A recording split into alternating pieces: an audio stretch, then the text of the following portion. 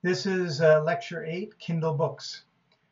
So now we're going to switch from the coaching, group coaching, mastermind area to being an author. So a lot of times if you're blogging or if you're writing essays or whatever, you can put them into this amazing little thing that Amazon has called Kindle Books.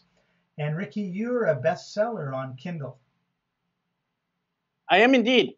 As of Father's Day 2013, I became an official Amazon bestselling author. And you know what a recognition! I don't have a trophy, I don't have a ribbon, but I have a screenshot which shows I was the top of the fatherhood list as a paid author. So a quick little bit of backstory there. So I have a blog called daddyblogger.com, and I interviewed over 100 dads about the subject because I was very, very, very passionate about the subject, and I still am. So I interviewed these 100 dads, and I interviewed them through things like Skype, Google Hangout, even in-person interviews. And I put all that collective knowledge, that wisdom, into a book. It's called Wisdom from Daddies. And because I'm playing on the whole daddy blogger theme, fatherhood, I launched it on Father's Day quite appropriately. And I'll share a quick story on how to become an Amazon bestseller, or a Kindle bestseller. Basically what you do is you create a book launch team. It could be your close circle of friends, and you ask them to review the book for you. So they get a free copy. You can send them a PDF or an ebook version, and they'll look through the book. They'll point out some grammar mistakes, or maybe some of your titles sound off, or people just don't get the book content, and they'll give you feedback on how to improve it. And then they'll actually help you launch it. So obviously you'll launch it, and you'll make it public. I'm launching my book on Christmas or New Year's or whenever you choose to do it. And all of your contributors or your team, your launch team, will actually help launch it as well.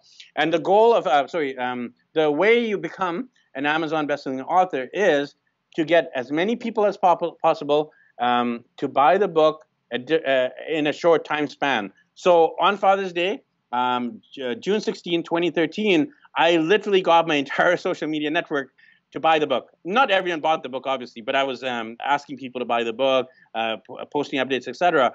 And I released it on Father's Day, and it shot up on Amazon.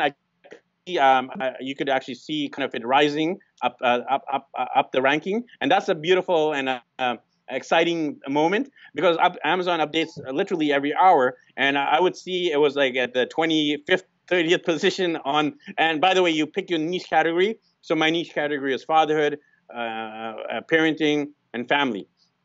So obviously I want to rank in those areas because that's what the book's about: father, parenting, family.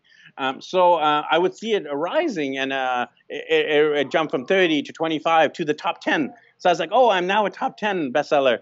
But top 10 doesn't count. You got to be at number one, all books behind you. So what happened is I'd come up to like the third spot, and I was like getting worried. I was like, oh man, I'm just going to be Amazon third best-selling author. And then I did another push on my social media. I said, hey guys, I'm now at position number 3. Can you help me push me? Can you help push me over the top so I reach the number 1 spot?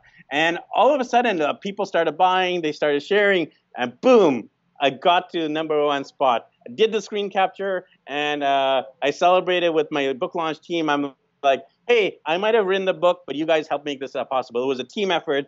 We did it together. And everyone celebrated, virtual high fives. We were all excited because without them, I wouldn't have that status. And I really hold that status as a high regard because that's been one of my lifelong dreams, to be a published author. And, I have a huge library back in Vancouver, BC, Canada, before I left. This library always inspired me because I'm a big reader. I love reading books. That's one of my big hobbies or passions. And I never had a book with my own name on it. And there was something I dreamed of ever since I was a wee lad growing up in North Vancouver, BC, Canada. And now I not only have a published book, but I have an Amazon bestselling book. So definitely a victory story, definitely a story of achieving your dreams.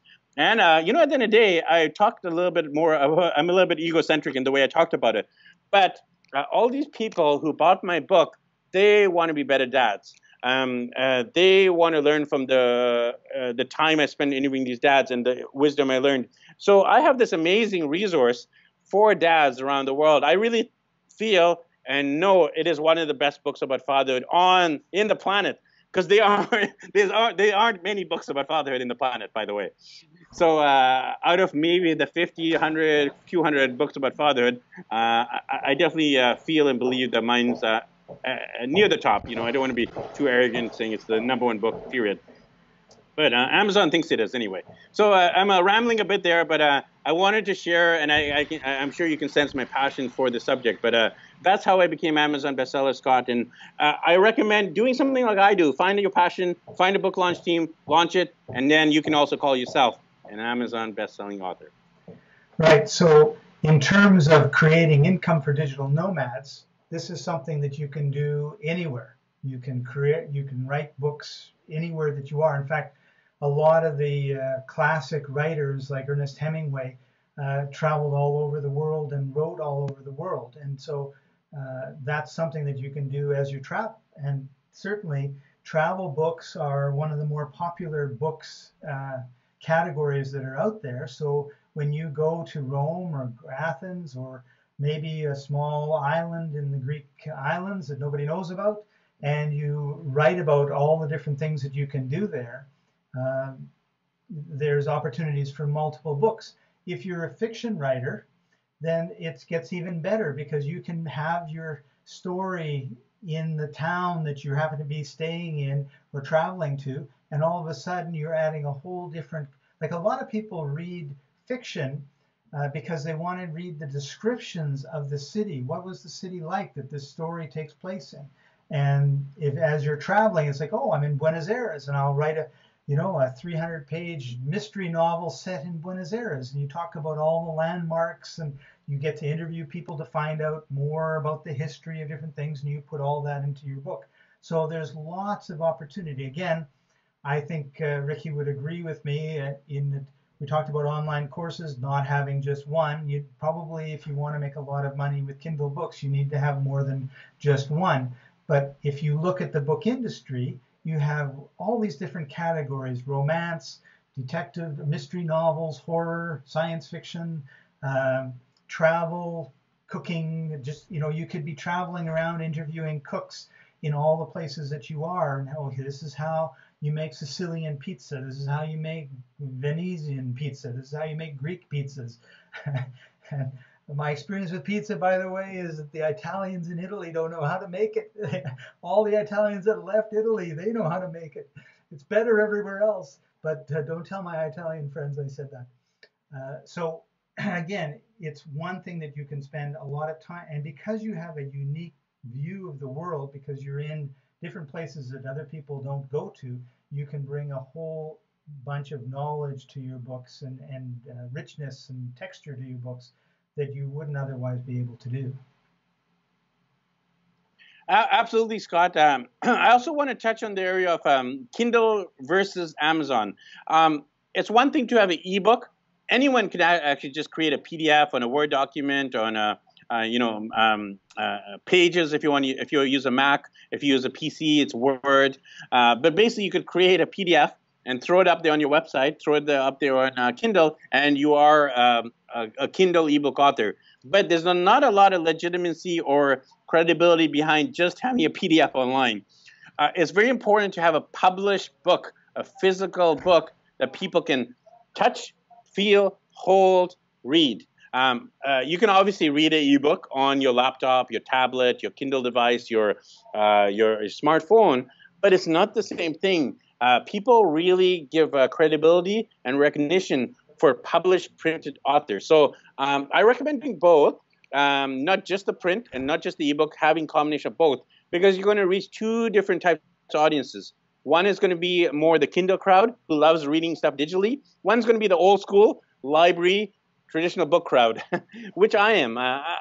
Even though I'm passionate about digital nomadism and working online, etc., I actually still love having a physical book. And a quick story here: I use The Lonely Planet, and I bought both the physical version of The Lonely Planet and the digital version. Guess how many times I've used the digital version? 0. It's sitting on my desktop, and it says South America on a shoestring, and it's a clickable link, and I can read anytime I want the digital version of The Lonely Planet. But because I also have a physical one, I love the physical Lonely Planet. I can mark in it, I can highlight it, I can circle stuff, I can rip out pages if I need to. So I particularly don't rip out pages, by the way, myself. But if I needed to, I could. And I love my physical books. And that's just me. There's no judgment here. Just because you have your Kindle, you don't have to judge people who love their paper books or vice versa. But I highly recommend, as an author, to having both because of the credibility factor. People can ask for your signature. Oh, it's a beautiful thing when people come up and say, "Hey, Ricky, can you sign the book?" I don't know if you can do that in the ebook, not as easily. So, highly recommend doing both the print version and the digital version.